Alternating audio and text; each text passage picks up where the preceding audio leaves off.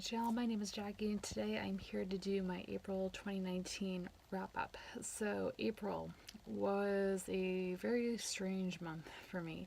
If you guys saw any of my videos at the beginning of April and the tail end of March, you would know I had extremely ambitious reading plans. I was doing 2 readathons, so I had separate TBRs for those, and then I had a other TBR just for the month in general that I wanted to do.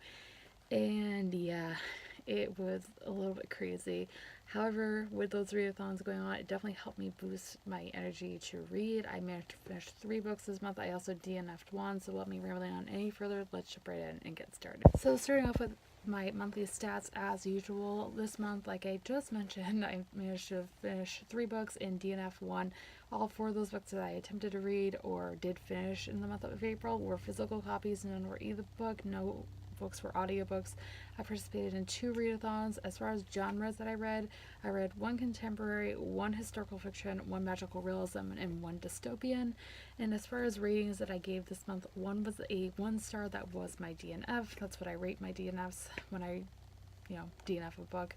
And the others were either a 3, a 4, or a 5 star. So now that those are out of the way, let's jump into the actual books. First book that I managed to read in April was The Murder Complex by Lindsay Cummings. This is the first book in a duology. Lindsay Cummings is the co-author of Zenith, the first book in the Andromeda saga by her, as well as Sasha Alsberg, who is a fellow booktuber. And I really enjoyed this. This is a YA dystopian novel, and dystopian is my favorite genre, as most of you guys know, and it takes place in a world where basically the death rate is higher than the birth rate, and there's this thing called the Murder Complex, which is a program that's embedded into some people's minds, and they basically are turned into zombies and they are programmed to kill people. We are following 2 main characters. Zephyr is actually under the influence of the Murder Complex, but he's trying to get himself out of it. Meadow is a normal human girl who is just trying to survive this horrific world, and their paths cross and it takes off from there. It is very, very interesting, very, very dark, and it can be kind of graphic at some times, but I really enjoyed it and I gave it a 4 out of 5 stars. Definitely going to continue on with this duology. The second book that I managed to finish in the month of April was Heaven and Earth by Nora Roberts. This is book 2 in the Three Sisters Island trilogy. This is a trilogy that I had started in 2017, I believe, and I enjoyed the first book for the most part. Magical realism isn't my thing typically, so I figured I have this entire trilogy on my shelves. I'll give it a try. I gave the first book, I think, a 3.5 out of 5 stars. I ended up giving this one a 3 star just because it had been almost 2 years since I read the first book and I didn't remember a single thing going in, and then basically as the story went on, I started to remember more and more from the first book. I believe each book in this trilogy follows a different main character, but you do have to read them in order to get the full picture, so they all connect somehow.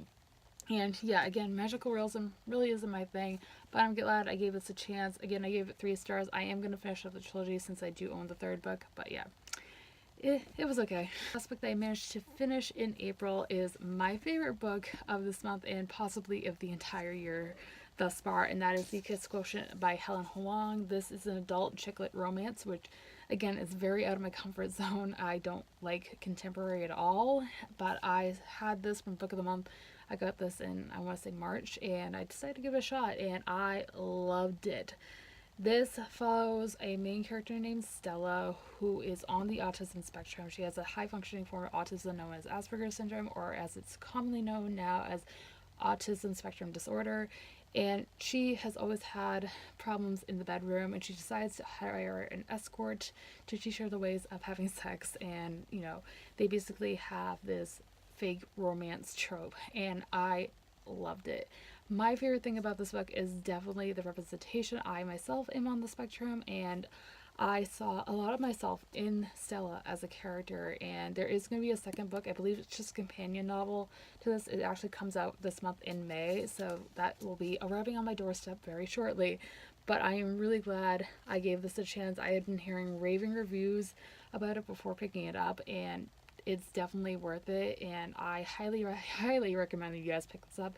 April was also Autism Awareness Month, so that was also the perfect timing. So yeah, really, really enjoyed it and gave it 5 stars. And the last book that I have to talk about in this month's wrap up is the book that I DNF'd. And I'm kind of scared to talk about this one because everybody and their mother loves this book, and I didn't. I didn't like it that much, and that was The Seven Husbands of Evelyn Hugo by Taylor Jenkins Reid.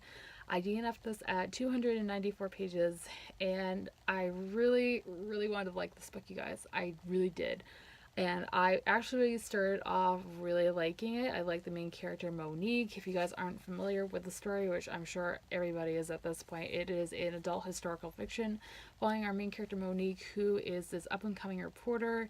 And she basically gets the opportunity to interview this famous actress's life. She gets to interview the famous actress and write a biography on her life. Now, this actress has never told the full truth about her life, and she's been married 7 times, and this whole entire story revolves around her and trying to figure out who was her true love and why she was married 7 times and that kind of thing. So again, I was really invested in the beginning, but as the biography part of the story kicked in, I just found myself not caring. I just found it very repetitive, and after a while, I was like, boring. So I DNF'd it at, again, 294 pages. This is one that I could see myself returning to with enough like, if you guys can convince me enough, I might give this a second chance in the future. I think it has a lot going through it, and I can see why people love it so much. There's a lot of representation in it as well, so that's really great. I just don't think it was for me, but again, if you guys can convince me, let me know. I will give this a second chance. Maybe I'll try it on audiobook or something, but yeah, DNF'd it, and we'll have to wait and see what I think about it in the future. And that is everything I have this video, guys. I hope you guys enjoyed. If you did, be sure to give a thumbs up and subscribe if you have not already. I post new videos every Monday, Wednesday, and Friday. Be sure to let me know in the comments down below what you guys read this month, as I would love to know. And as always, all my social media links are linked down below for you guys to check out if you'd like to follow me on any of those. And all being said, I hope you guys have a fantastic rest of your day, and I will see you soon for another video. Thanks for watching today. Bye!